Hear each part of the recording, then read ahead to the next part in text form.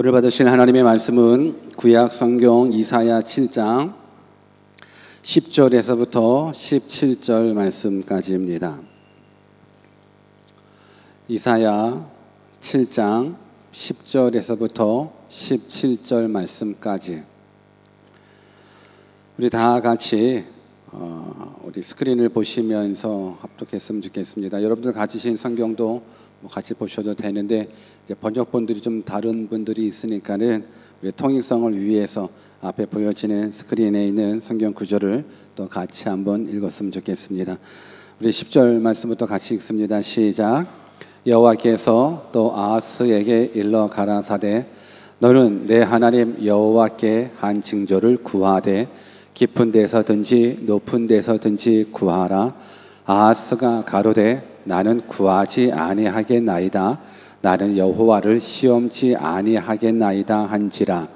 이사야가 가로되 다윗의 집이여 청컨대 들을지어다. 너희가 사람을 괴롭게 하고 그것을 작은 일로 여겨서 또 나의 하나님을 괴로우시게 하려느냐. 그러므로 주께서 친히 징조로 너에게 주실 것이라. 보라 처녀가 잉태하여 아들을 낳을 것이요 그 이름을 임마누엘이라 하리라. 그가 악을 버리며 선을 택할 줄 알 때에 미쳐 버터와 꿀을 먹을 것이라. 대저 이 아이가 악을 버리며 선을 택할 줄 알기 전에 너희의 미워하는 두 왕의 땅이 패한 바 되리라.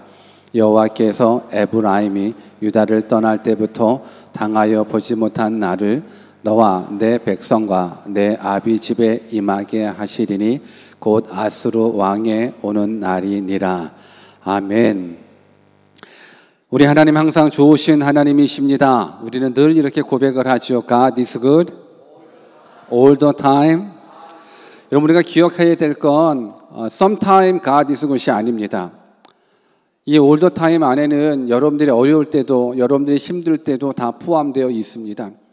하나님은 전능하신 하나님이시고 하나님은 창조주 하나님이시고 그 하나님의 역사를 주관하시는 하나님이시고 환경을 주관하시는 하나님이십니다.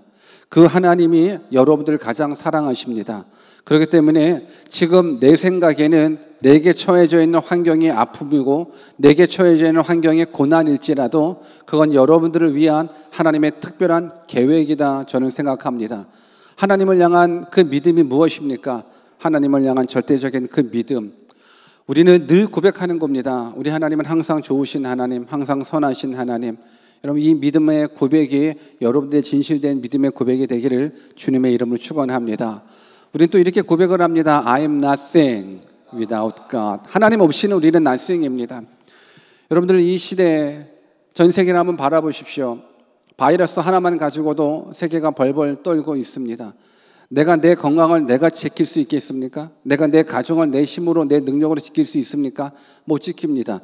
하나님의 도움 없이는 하나님의 은혜 없이는 우리는 아무것도 아닙니다. 그래서 이 고백이 여러분들 가운데 있었으면 좋겠습니다. 우리는 하나님 없이는 nothing입니다.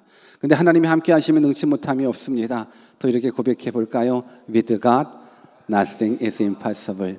이 귀한 하나님, 이 전능하신 하나님, 오늘도 말씀으로 만나 뵙기를 주 예수 그리스도의 이름으로 축원합니다.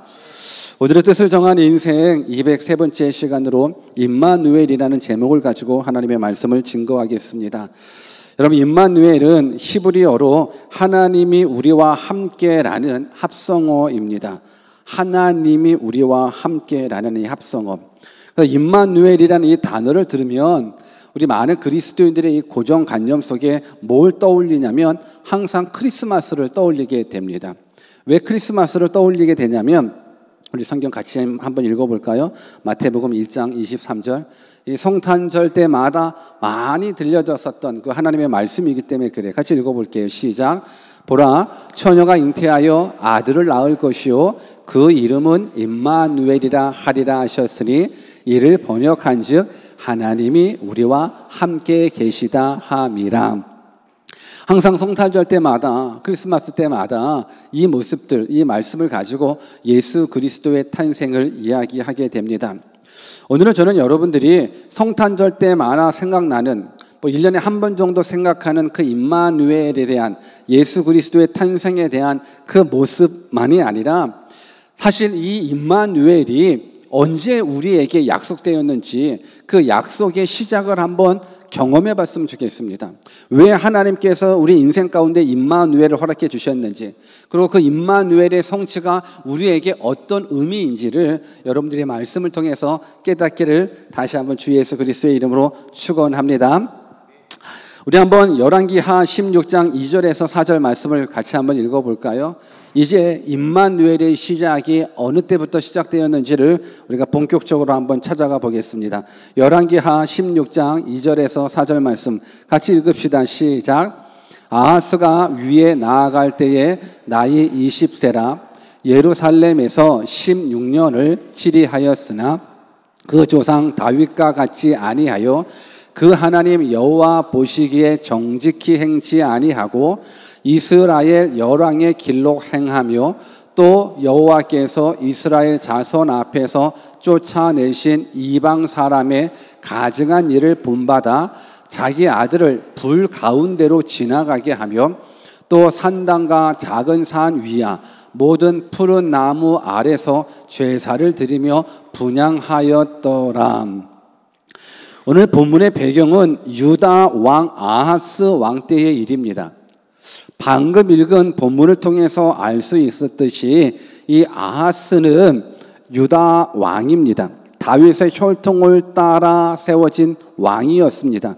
그래서 성경을 읽어보니 하나님 보시기에 정직히 행하지 아니했다라고 성경은 말해주고 있습니다. 그러니까 하나님을 섬기지도 않고 오히려 우상을 섬기면서 하나님의 뜻과 멀어져 갔었던, 악행을 일삼았었던 악한 왕, 이 아하스 왕 때의 일입니다. 이러한 아하스가 유다 민족을 이끌어 갔었을 때에 어떤 일이 일어났냐면 아람 왕과 북이스라엘 왕이 이 유다를 공격하는 사건이 있었습니다. 성경을 또 읽어볼게요. 열왕기하 16장 5절 말씀 같이 한번 또 읽습니다. 시작. 이때에 아람 왕 르신과 이스라엘 왕 르말랴의 아들 베가가 예루살렘에 올라와서 싸우려 하여 아하스를 애워쌌으나 이기지 못하니라. 그러니까 어떤 사건이 일어났냐면 아람 왕과 북이스라엘 왕이 유다를 공격해 왔는데 그때는 이기지 못했어요. 그러니까 유다 민족이 이 두 민족의 공격을 받아서 겨우 위기를 넘긴 상태였었어요. 그런데 이 두 나라가 이제 힘을 합치기로 했어요. 우리 동맹에서 유다 민족을 멸망시키자라는 거예요. 우리 힘을 합쳐서 유다 민족을 이기자라는 거예요. 그러다 보니까는 이 아하스 왕이 두려울 수밖에 없어요. 두려워서 적군의 적이었었던 아수르라는 왕에게 성전에 있는 은금을 가지고 왕궁에 있는 은금을 가지고 아부하는 장면이 또 성경에 나오게 돼요. 열왕기하 16장 7절에서 8절. 오늘 성경을 좀 많이 읽을 거예요.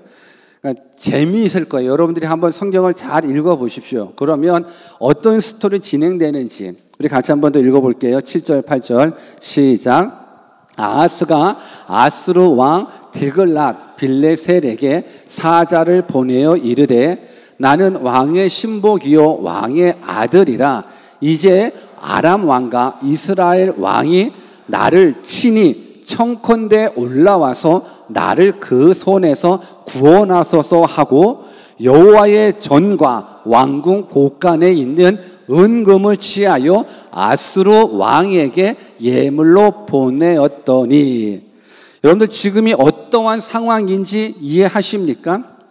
유다 민족을 이끌어 가고 있는 아하스 왕. 근데 이 아하스 왕은 하나님을 섬겨야 되는데 하나님 바로 못 섬겼어요. 오히려 우상 숭배를 했었던 악한 왕이었었어요. 그러니까 하나님께서 그 주변국을 통해서 일해 주시거든요. 북이스라엘과 이 아람이 연합해서 싸우려고 한다라는 부분들 속에서 간신히 위기를 한번 넘었어요. 근데 이제 다시금 동맹에서 싸운다라는 그 모습 속에서 두려울 수밖에 없는 거예요. 그러다 보니까는 힘 있는 나라 아수르 왕에게 내가 당신의 아들이지 않습니까? 무슨 아들이긴 무슨 아들이에요. 그냥 아부할 수밖에 없는 거예요. 와서 나를 좀 도와주십시오 해서 하나님의 성전에 있는 은금을 가지고, 왕궁에 있는 은금을 가지고 아스루 왕에게 이제 예물을 보냈었던 이 모습들, 사실 두렵죠. 한 번의 전쟁은 어찌어찌 해서 위기를 모면했는데 이제 연합해서 싸운다고 그러니까 두려울 수밖에 없어요. 그래서 두려워하는 이 아하스 왕에게 이스라엘 선지자를 통해서 두려워하지 말라라는 말씀이 있게 되는 거예요. 사실 아하스 왕은 그 자체가 악한 왕이기 때문에 하나님께서 멸하셔야 되는 거예요. 다윗의 계보에 따라서 이 유다 민족들 하나님을 섬기는 백성이거든요. 근데 하나님을 섬겨야 되는 이 왕이 하나님을 섬기지 않고 오히려 우상 숭배하는 모습 속에서 이 악한 왕을 하나님께서 내치셔야 되는 거예요. 그런데 하나님이 약속하신 게 있어요. 유다 민족을 통해서 하나님이 약속하신 것이 있어요. 유다 민족을 통해서 하나님께서 계획해 놓으신 것이 있어요. 그래서 유다 민족의 멸망을 하나님께서 원치 않으시는 거예요. 그래서 이사야 선지자가 이 악한 왕 아하스 왕에게 찾아가 가지고 불안해하지 말라고, 떨지 말라고, 하나님께서 당신과 함께하고 하나님께서 당신을 지켜주실 거니까는 징조를 구하라고 이야기를 합니다. 그 약속의 징표를 구하라고 이야기를 해요. 우리 본문 10절과 11절 또 같이 한번 읽어보겠습니다. 시작. 여호와께서 또 아하스에게 일러 가라사대 너는 내 하나님 여호와께 한 징조를 구하되 깊은 데서든지 높은 데서든지 구하라. 지금 아하스 왕에게 하나님께 징조를 구하십시오. 그렇게 두려움에 떨지 마시고 하나님께 징조를 구하십시오. 그런데 하나님이 유다 민족을 지키시겠다고 약속하셨음에도 불구하고 이 아하스 왕은 하나님의 말씀을 신뢰하지 않아요. 보이지 않는 하나님보다 지금 내 눈에 보여져 있는 힘센 아스루 왕국을 의지할 수밖에 없는 상황인 거예요. 그래서 징조를 구하라는 이사야 선지자의 말에 이 아하스 왕의 반응을 한번 살펴볼까요? 본문 12절을 또 같이 읽어봅시다. 시작. 아하스가 가로되 나는 구하지 아니하겠나이다. 나는 여호와를 시험치 아니하겠나이다 한지라. 여러분 이 구절만 보면 왠지 아하스 왕이 믿음 있는 사람같이 느껴지지 않습니까? 나는 구하지 아니하겠나이다. 나는 여호와를 시험치 아니하겠나이다. 얼핏 보면 굉장히 믿음이 있는 모습 같겠지만 이 아하스 왕은 하나님께 징조를 구하지 않고 하나님을 시험치 않겠다고 하는 이 말은 겸손이 아니라 불신이라는 거예요. 내가 하나님을 믿지 않겠다고 말하는 것과 똑같은 거예요. 지금 이 문제는 내 뜻대로 하겠다라는 거예요. 내 생각대로 하겠다라는 거예요. 이사야 선지자는 하나님께서 당신을 도우실 거니까 징조를 구하십시오. 난 징조 구하지도 않을 거다. 어찌 하나님을 시험하겠느냐? 라는 이 겸손스러운 이 말은 내 뜻대로 하겠다라는 거예요. 왜? 보이지 않는 하나님을 의지한다라는 게 너무 어려운 거예요. 오늘 우리 가운데에서도 보이지 않는 하나님을 의지하고 보이지 않는 하나님을 믿는다라는 게 너무 어려울 수 있어요. 차라리 보이는 하나님이라고 그러면 더 쉽게 만들겠죠. 여러분 왜 우상을 섬기는지 아십니까? 왜 하나님을 믿지 않는 다른 우상을 섬기는 사람들이 왜 형상들을 만들어 놓는지 아십니까? 이건 보이지 않는 하나님은 불안한 거예요. 그러다 보니까 인간이 자꾸만 뭔가를 만들어 놓고 그걸 하나님이라고 그걸 신이라고 만들어 놓는 거예요. 오늘 아하스 왕도 마찬가지인 거예요. 분명히 하나님께서는 유다를 사랑하고 계시고 유다를 구원해내고 유다를 통해서 일하기를 원하시는 거예요. 그런데 아하스 왕은 그 보이지 않는 하나님을 신뢰하지 않아요. 내 뜻대로 내 생각대로 살아가겠다라는 거예요. 이 모습이 이사야 선지자에게 너무 마음 아픈 거예요. 이사야 선지자의 이 말씀을 한번 들어볼까요? 우리 13절 말씀 또 같이 한번 읽어봅시다. 시작. 이사야가 가로되 다윗의 집이여 청컨대 들을지어다. 너희가 사람을 괴롭게 하고 그것을 작은 일로 여겨서 또 나의 하나님을 괴로우시게 하려느냐. 징조를 구하지도 않겠다. 내가 여호와 하나님 시험하지도 않겠다라는 모습 속에서 이사야가 마음이 아픈 거예요. 아니 하나님께서 유다 민족을 구원해 주시겠다라는데 왜 징조를 구하지 않느냐고. 그러면서 뭘 얘기하냐면 사람을 괴롭게 하고, 사람을 괴롭게 하는데 그 괴롭게 하는 그 모습을 작은 일로 여길 뿐더러 왜 또 하나님을 괴롭게 하냐라는 거예요. 여러분, 어떻게 하나님을 괴롭게 했습니까? 분명하게 이 아하스 왕의 모습 속에서 하나님을 괴롭게 한 거에 보여지지 않거든요. 오히려 나 징조 구하지도 않고 하나님 시험하지도 않겠다라는데, 근데 이사야 선지자는 하나님을 괴롭게 했다라는 거예요. 왜 그래요? 여러분, 하나님은 유다 민족을 지키시겠다라는 거예요. 하나님은 유다 민족에게 행한 약속을 이행하겠다라는 거예요. 그래서 죄 많은 악한 왕일지라도 국률함 가지고 내 백성 지키겠다라는 거예요. 그런데 이 악한 왕이 하나님 앞에 그 징조를 구하지 않아요. 사인을 구하지 않아요. 이 말은 어떤 뜻이냐면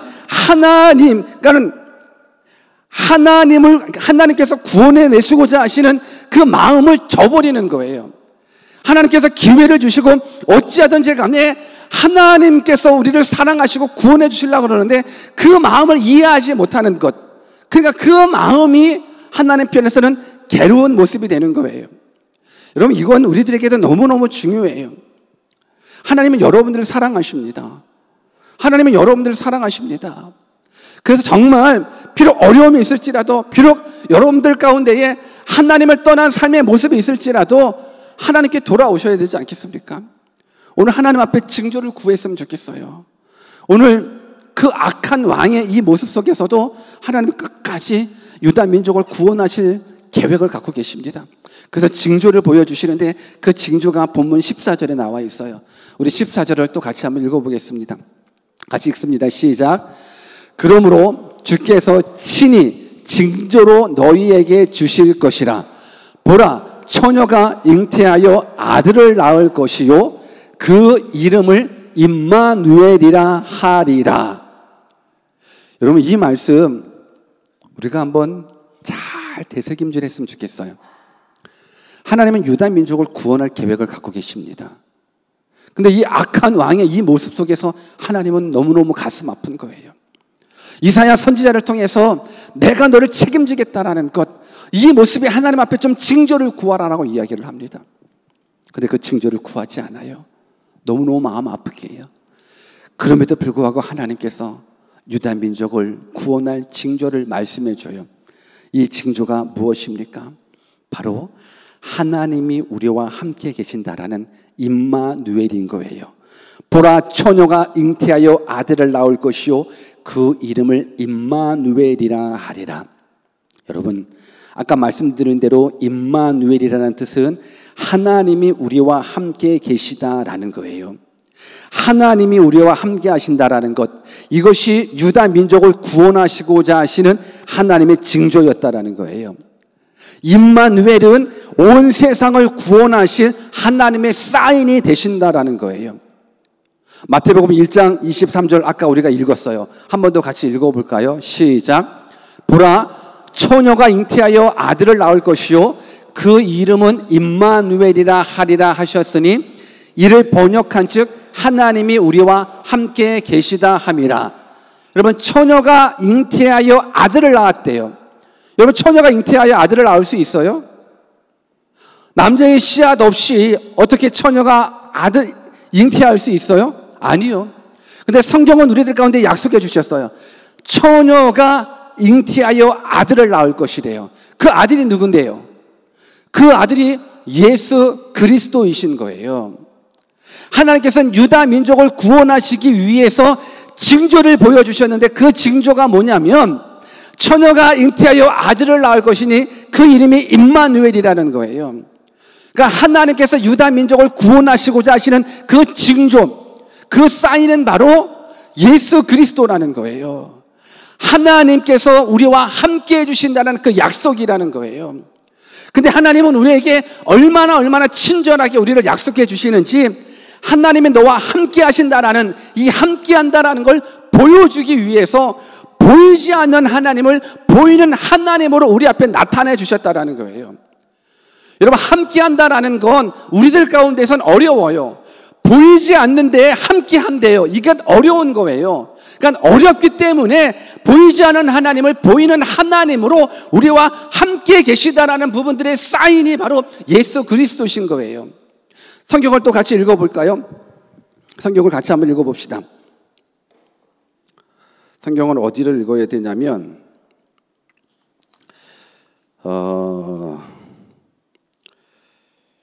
요한복음 1장 14절입니다. 요한복음 1장 14절 같이 한번 읽어보겠습니다. 같이 한번 이게 좀 왔다 갔다 이렇게 같이 한번 읽어보겠습니다. 시작. 말씀이 육신이 되어 우리 가운데 거하심에 우리가 그 영광을 보니 아버지의 독생자의 영광이요 은혜와 진리가 충만하더라. 여러분 한번 생각해 보십시오. 보이지 않는 하나님을 보이는 하나님으로 만나게 해주시고자 하시는 그 약속, 이 약속이 바로 말씀이 육신이 되어 우리 가운데 거하심에 우리가 그 영광을 보니 하나님 아버지의 독생자의 영광이요 은혜와 진리가 충만하다라고 얘기해요. 여러분 말씀은 보이지 않아요. 말씀은 보이지 않아요. 근데 보이지 않는 그 말씀이 보이는 말씀으로 되는 거예요. 성경은 하나님은 말씀이신 거예요. 말씀이 하나님이시고 하나님이 말씀이신 거예요. 하나님이 말씀으로 이 세상을 창조하셨거든요. 말씀이신 그 하나님, 보이지 않는 그 하나님이 우리 가운데 보이는 하나님으로 와 계시는 거예요. 여러분 이것은 우리들 가운데 귀한 징조예요. 귀한 약속이에요. 우리와 함께 해주신다라는 것. 유다 민족을 구원하시고자 하나님께서 주신 그 징조가 바로 임마누엘이라는 거예요. 그래서 우리는 임마누엘의 하나님을 만나셔야 돼요. 우리 한번 옆에 계신 분들한테 임마누엘의 하나님 만납시다라고 한번 인사해 볼까요? 시작. 여러분 지금까지는 우리가 보이지 않는 하나님을 믿는다라는 게 너무 어려웠단 말이에요. 보이지 않는 하나님을 만난다는 게 너무 어려웠단 말이에요. 그러니까 하나님께서 여러분들과 함께 계신다라는 부분들을 그 약속을 성취하셔서 유다 민족을 구원하시고 온 세상을 구원하시고 여러분들 개인을 구원하시고자 하시는 위대한 계획 속에 그 약속의 징조를 그 사인을 하나님께서 이루어 주셨다라는 거예요. 이게 우리에게 선물이에요. 이게 우리들에게 선물이에요. 오늘 저는 여러분들이 나를 구원해 주실 그 임마누엘의 하나님 그 징조를 구했으면 좋겠습니다. 그 징조를 구했으면 좋겠습니다. 오늘 우리 가운데에 임마누엘의 하나님이 여러분들 다 만났으면 좋겠는데 임마누엘이라는 그 징조가 임하기 전 저는 아하스 왕의 모습이 혹 우리들의 모습은 아니었는가를 한 번쯤은 짚고 넘어갔으면 좋겠습니다. 여러분 아까도 성경을 읽었듯이 열왕기하 16장 2절에 보면 성경에 아하스를 뭐라고 얘기해 주냐면 아하스가 위에 나아갈 때에 나이 20세라 예루살렘에서 16년을 치리하였으나 그 조상 다윗과 같이 아니하여 그 하나님 여호와 보시기에 정직히 행치 아니했다라고 이야기해 주고 있어요. 임마누엘의 하나님 여러분들이 하나님이신데 아하스 왕이 이 징조를 경험하기 전 이 징조를 구하기 전, 이 징조가 무엇인지 알기 전 아하스 왕의 이 모습 하나님을 바로 섬겨야 됨에도 불구하고 하나님을 섬기지 못했었던 오히려 우상을 섬겼었던 그 모습이 우리들의 모습은 아니었는지 여러분들 말씀을 통해서 내 자신을 발견해 봤으면 좋겠습니다. 분명 하나님은 약속해 주셨어요. 비록 보이지 않는 하나님을 의지하지 않는 그 모습 속에서 하나님께서는 아하스 왕에게 뭐라고 말씀해 주셨냐면 너 두려워하지 말라라고 이야기해 주셨어요. 우리 이사야 7장 4절도 한번 같이 읽어볼게요. 같이 한번 읽어봅시다. 이사야 7장 4절 말씀 시작. 그에게 이르기를 너는 삼가며 종용하라. 아람 왕 르신과 르말리아의 아들의 심히 노할지라도 연기 나는 두 부지깽이 구루터기에 불과하니 두려워 말며 낙심치 말라. 분명히 하나님께서는 아하스 왕에게 너 적들을 두려워하지 말라라고 얘기해주고 있어요. 저들이 아무리 심히 노할지라도 저들은 타담한 나무의 연기 같은 존재라는 거예요. 타담한 나무의 연기 같은 존재니까 두려워하지 말고 낙심치 말라라고 하나님이 말씀하셨어요. 그러니까 하나님이 말씀하셨기 때문에 그 하나님의 말씀을 믿었더라면 분명 역사가 일어났었을 텐데, 그 하나님의 말씀을 그 말씀을 믿지 못하고, 그 약속을 믿지 못하고, 그저 내 눈에 보여져 있는 힘센 왕국 아수르와를 의지하게 되는 이 모습이, 혹 역사를 주관하시는 분이 하나님이신데, 여러분들의 생사화복을 주관하시는 분이 하나님이신데, 여러분들을 있게 해주시고 여러분들에게 복의 근원이 되시는 분이 하나님이실진데, 우리는 그분이 단지 보이지 않는 하나님이기 때문에 보여지는 물질을 추구하고 보여지는 세상을 따라가는, 보여지는 사람을 의지하는 이 모습이 혹 우리들의 모습은 아니었냐고요. 여러분, 힘들 때 하나님 앞에 무릎 꿇어요? 아니면 힘 있는 사람, 능력 있는 사람을 찾아가고 그들에게 도움을 구하십니까? 오늘 아하스 왕은 동일한 거예요. 하나님, 야, 두려워하지 마. 너 비록 악한 왕이긴 하지만서도 내가 유다 민족을 구원할 계획이 있어. 그래서 유다 민족을 멸망시키지 않기를 원해. 너 두려워하지 마. 그들 그냥 타다만 나무 쪽에 연기 같은 존재니까 두려워하지 마. 그러면 아멘하고 돌아와야죠. 아멘하고 하나님을 전폭적으로 신뢰하고 믿어야죠. 그런데 그 하나님을 믿지 아니하고 오히려 힘센 아수르 왕국에 찾아가가지고 빌면서, 난 당신의 신복입니다. 난 당신의 아들입니다. 저들이 쳐들어올 때 나를 좀 도와주십시오. 그래서 이방 국가에게, 이방하는 성전의 왕에게 하나님의 성전에 있는 은금을 가지고 아부하는 이 모습, 여러분, 우리는 기억하셔야 됩니다. 내가 살아가는 방법은 하나님 앞에 집중하는 수밖에 없습니다. 여러분, 우리가 지난주 설교가 혹시 기억되는지 모르겠습니다. 여러분, 포도나무에서 열매가 맺혀지는 것이지 가지에서 맺혀지는 게 아니라고 말씀드렸습니다. 복의 근원이신 하나님하고 붙어 있어야지요. 떨어져 있으면 아무리 가지가 몸부림친다고 한들 열매 맺지 못한다는 것 우리 기억했으면 좋겠습니다. 여러분, 사무엘상 17장 47절 말씀 같이 한번 읽어볼까요? 같이 한번 읽어봅시다. 시작. 또 여호와의 구원하심이 칼과 창에 있지 아니함을 이 무리로 알게 하리라. 전쟁은 여호와께 속한 것인즉 그가 너희를 우리 손에 붙이시리라. 여러분, 전쟁은 누구에게 속해져 있다고요? 여호와께 속해져 있는 거예요. 전쟁은 여호와께 속해져 있는 거예요. 우리는 칼과 단창, 아니 어떤 무기가 막강한 나라가 이길 거라고 생각하지만 절대 그렇지 않아요. 전쟁은 여호와께 속해져 있다라는 건 생사화복을 주관하시는 분은 하나님이시라는 거예요. 전쟁의 승패, 칼에 있지 않다라는 거예요. 방패에 있지 않다나 무기에 있지 않다라는 거예요. 나 여호와한테 있다라는 거예요. 왜? 그분이 역사를 주관하시거든요. 여러분, 역사를 주관하시는 분이 하나님이십니다. 동의하십니까? 믿으십니까? 환경을 주관하시는 분 여호와 하나님이십니다. 여러분, 내가 아무리 몸부림친다고 내 힘으로 내 건강 지킬 수 있습니까? 내가 아무리 몸부림친다고 내 능력으로 내 가정 지킬 수 있어요? 내가 아무리 몸부림친다고 내 미래 내가 책임질 수 있어요? 내가 행복을 만들어낼 수 있어요? 아니, 그렇지 않습니다. 이런 작은 바이러스 하나만 가지고도 세계가 벌벌벌 떨고 있는데 내 생명을 내가 지켜요? 내 건강, 내 자녀들, 내 가족들, 나의 미래? 아니, 못 지켜요. 여호와만 지킬 수 있습니다. 그러니 여러분들이 여호와께 집중하셔야죠. 여러분, 보이지 않는 하나님이 보이는 하나님으로 여러분 앞에 찾아오셔 주잖아요. 유다를 구원하기 위한 하나님의 징조, 이것이 바로 예수 그리스도라는 거예요. 그러니까 여러분들이 예수 그리스도를 내 안에 믿기만 한다 그러면 그 예수 그리스도가 여러분들의 삶 가운데 주인이 되어주시고 구원자가 되어주시고 하나님이 되어주신다 그러면 그 임마누엘이신 그 하나님께서는 여러분들과 함께 해주신다라는 거예요. 저는 여러분들이 그 하나님을 만났으면 좋겠습니다. 임마누엘의 성취자이신 그 예수님 만나기를 주 예수 그리스도의 이름으로 축원합니다. 여러분, 하나님이 나와 함께 하신다라는 것, 이건 엄청난 은혜예요.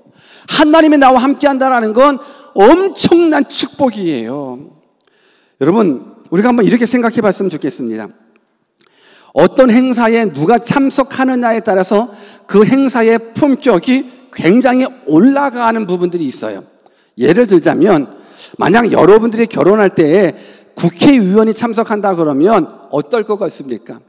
아마 그 결혼식에 와, 이거 뭐지? 이 친구는 뭔데 국회의원이 오지? 아마 그 결혼식의 격이 높아지지 않겠습니까? 더 한번 높여볼까요? 여러분들 나중에 다 결혼할 거잖아요. 그렇죠? 뭐 결혼한 사람은 뭐 어쩔 수 없고. 여러분 결혼할 때 대통령이 와서 여러분들에게 축사를 한다 그러면 그 결혼식장은 어떨 것 같아요? 질문하잖아요. 그럼 어떨 것 같아요? 대통령이, 여러분 결혼식장에 대통령이 와서 축사를 해요. 여러분 그 결혼식장, 그 예식의 격이 어떨 것 같아요? 이건 뭐 상상을 초월하지 않게, 아니 도대체 이 친구는 누군데 대통령이 와서 아니 축사를 하지? 그 격이 엄청날걸요.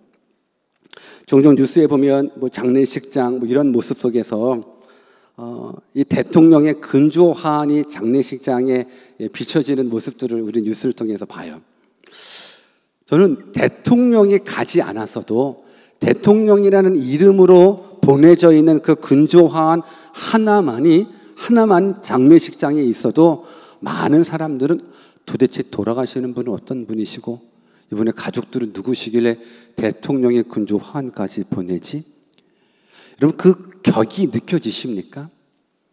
한번 다시금 돌아와 봅시다. 만왕의 왕이신 그 하나님이 여러분들과 함께 하신다라는 게 이게 작은 일일까요? 여러분 그 인생의 격이 얼마나 높아지시는지 여러분들 이해되십니까? 만왕의 왕이신 하나님이 비록 죄 가운데 사로잡혀 있는 우리들에게 긍휼함을 가지고 우리와 함께 해주신다라는 약속만이 아니라 그 약속의 성취로 나와 함께 하신다라는 것. 여러분 이것이 보통 일입니까? 여러분 이것은 위대한 일입니다. 이것은 엄청난 일입니다. 저는 여러분들이 이 엄청난 축복들을 다 누렸으면 좋겠습니다. 이 세상에서 요즘 가장 힘든 것 중에 한 가지가 있다면 외로움이다라고 생각합니다. 여러분들도 아시다시피 제가 또 이게 말고 또 다른 지역에서 또 청년들을 집중적으로 훈련시키는 그 사역을 또 감당하고 있습니다. 그런데 우리 청년들 가운데에서는 정말로 많은 상처들을 가지고 있더라고요. 정말 상처들이 많더라고요. 근데 그 많은 상처들 가운데 크게 차지하고 있는 영역이 뭐냐면 외로움이더라고요.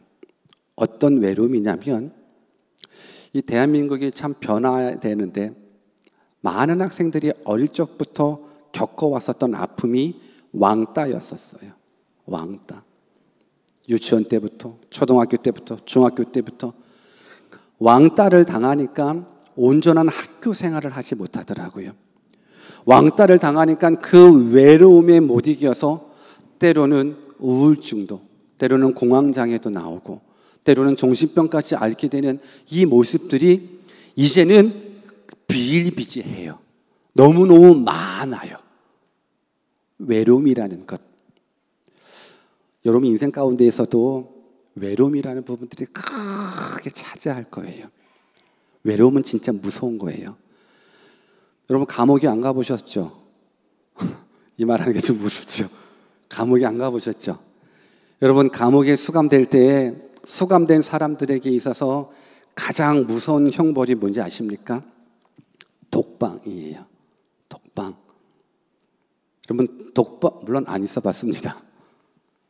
독방이라는 부분들, 아무도 내 곁에 없다라는 것, 이보다 더 괴로운 일이 어디 있겠습니까? 오늘 하나님께서 이 시간 여러분들 가운데에 어떤 징조로 오신지 아십니까?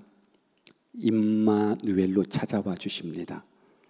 여러분들 외로울 때, 여러분들 힘들 때, 여러분들 아플 때, 괴로울 때, 정말 힘든 건 내가 아팠을 때 아무도 없다라는 것. 정말 힘들 땐 내가 괴로운데도 불구하고 나를 위로해 줄 사람이 아무도 없을 때 왜 많은 사람들이 자살하는지 아십니까? 소망이 없기 때문에 자살하는 겁니다.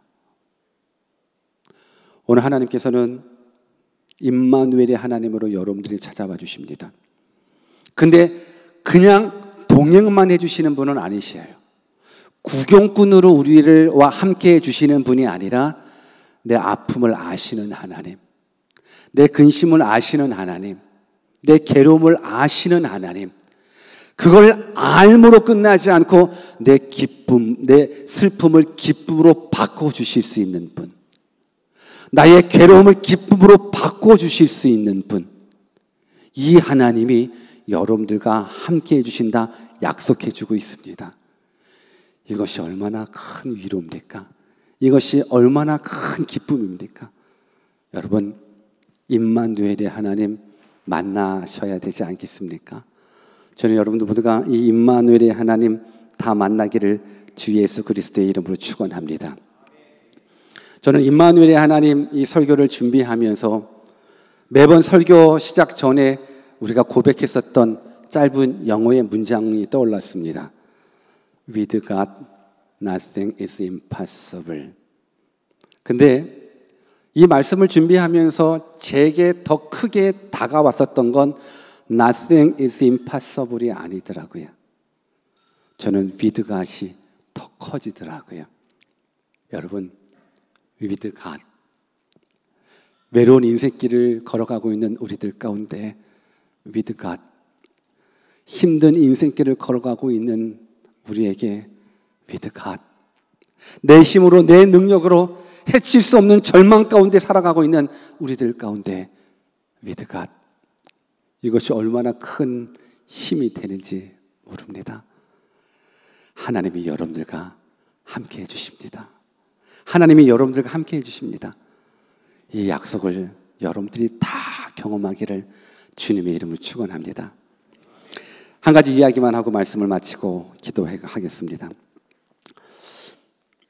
여러분들 잘 아는 아프리카의 탐험가이면서 선교사였었던 리빙스턴에 대한 이야기입니다. 이 리빙스턴이 옥스퍼드 대학에서 명의학 박사학위를 받을 때에 강연을 했답니다. 강연을 하면서 그 모습, 아프리카에서 얼마나 힘들었는지, 얼마나 어려웠는지 그냥 한눈에 봐도 알 수 있는 모습들. 왜냐하면 이미 그의 오른팔은 사자의 공격으로 불구가 된 상태였기 때문에 그가 강연을 했었을 때 많은 사람들은 그 모습을 보고 그가 얼마나 외로웠는지 힘들었는지, 근데 그럼에도 불구하고 강연하면서 정말 젊은이들에게 도전을 주려는 그 모습들. 그래서 강연이 끝나고 나서 한 학생이 질문을 했답니다. 아프리카의 더위와 짐승과 온갖 낯선 환경과 싸우는 것이 쉽지 않았을 텐데 선생님으로 하여금 아프리카 생활을 이겨내도록 한 비결이 있다면 말씀해 주십시오. 이 질문에 리빙스턴이 잠시 생각에 잠기더니 이렇게 입을 열었습니다. 그 비결은 하나님의 약속입니다. 내가 세상 끝날까지 너희와 항상 함께 있으리라는 주님의 약속이 나를 굳세게 하였습니다. 그리고 친히 주님이 나와 함께 하셨고 나로 하여금 부족함이 없게 하셨습니다. 여러분, 이것이 우리들에게 주는 도전입니다. 하나님이 우리와 함께 하신다라는 것, 세상 끝날까지 너와 함께 하겠다라는 이 엄청난 약속이 우리에게 임했습니다.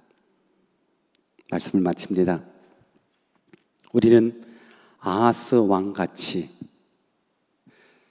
때로는, 아니 우리들의 삶이 너무너무 악한 쪽으로 하나님의 뜻과 상반되게 세상으로 나아가는 그러한 죄인일 수 있습니다. 근데 그럼에도 불구하고 하나님은 여러분들을 구원할 계획을 갖고 계십니다. 오늘 이 시간 여러분들이 징조를 구하십시오. 여러분들이 사인을 구하십시오. 하나님, 나를 구원해 주실 사인을 주십시오. 하나님, 나를 책임져 주실 그 사인을 주십시오. 하나님, 나를 사망에서 생명으로 옮겨줄 수 있는 그 사인을 주십시오. 하나님, 나를 불행에서 행복으로 옮겨주실 수 있는 그 사인을 주십시오. 근데 그거 아십니까? 그 사인을 이미 주셨습니다. 임마누엘. 예수 그리스도가 여러분들 구원할 사인이십니다.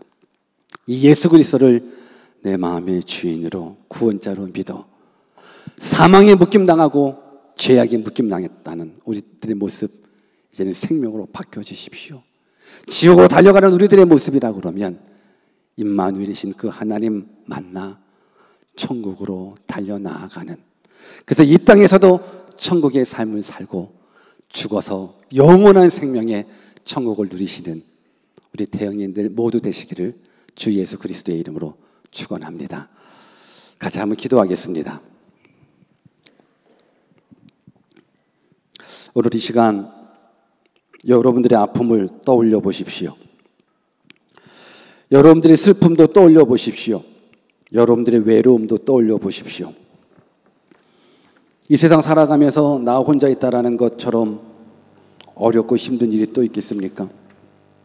나 힘들 때, 나 괴로울 때, 나 아플 때 혼자 있다 그러면 그 고통이 얼마나 크겠습니까? 오늘 이 시간 하나님께서는 우리에게 궁주를 베풀어 주셨습니다.